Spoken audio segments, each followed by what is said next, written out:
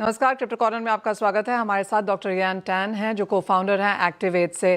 Doctor tan, बहुत शुक्रिया साथ जुड़ने के लिए। और मलेशिया ने अपने आप को पोजीशन किया है as one of the top crypto friendly destinations for digital nomads and companies. आप कैसे देखते हैं regulatory frameworks at activate and also institutional adoption के लिए, प्रोटेक्शन ऑफ रिटेल इन्वेस्टर्स के लिए क्या कुछ किया जा रहा है?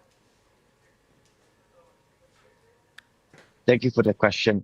So there is a lot of progress at the current moment, and we have been working very, very closely with the governments and relevant agencies to actually help projects or companies onshore in Malaysia.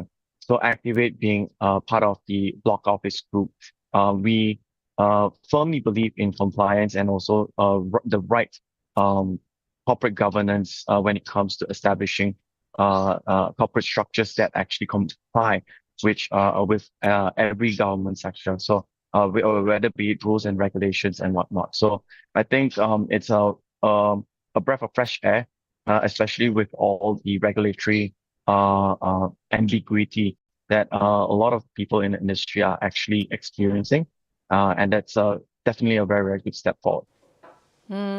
You were telling us about the robotic project that you are onboarding, also AI convergence with blockchain technology. How do you look at all of that playing out going forward? Yes, I do believe so.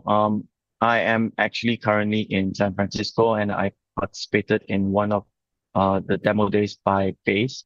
And what I've seen is that the convergence of AI, robotics, and also and blockchain is that it enables a very, very seamless way of making payments, especially for services, right? We do believe that robotics is the future, and something that we are building right now is something called Shadow Combat League. And it is more on the entertainment front, right? We see that crypto will become that tool for live fan interaction and engagement. And yeah, it's going to be very interesting to see. It is it's a humanoid, it's a bipedal humanoid teleoperated combat sport that we are building here, and we are actually very, very excited to bring this to the world. Think of it as robotics MMA.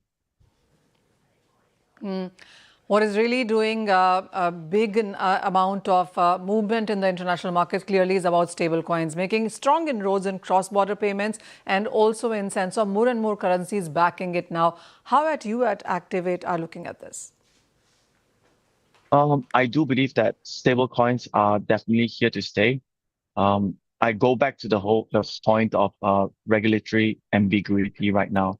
That when you cross borders, there are a lot of questions that will be asked, right? I think that's the primary concern across governments, across policymakers, whether funds that are being transferred or being used, is it actually legitimate and where it has been. And I think this is the perfect use case of the blockchain, whereby every fund, every dollar that's being transferred, it can be traced back to its origins. This is something that is being spearheaded in Malaysia specifically by one of the stable coins that is actually currently incubated by the sandbox of the Ministry of Finance. And we're seeing huge strides being taken here. And one other point that I want to add on this is that one of the national banks of Malaysia recently successfully completed a stablecoin transaction cross borders. This is definitely something that is very exciting to be seen.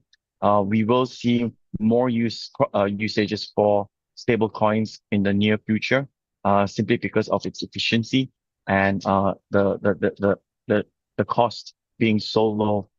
This will improve cross-border transactions across industries. Dr. Tan, मेरा final question यहाँ पर Asia regulations को लेकर है, because we've seen after Genius Clarity Act being passed in US, but when you look at the Asian markets, especially India, Malaysia, Singapore, Dubai for that matter, how are you looking at regulations evolving here? I would not use this as a comparison point. Rather, I would say that every government institution has their own pace in adoption and also formation of policy.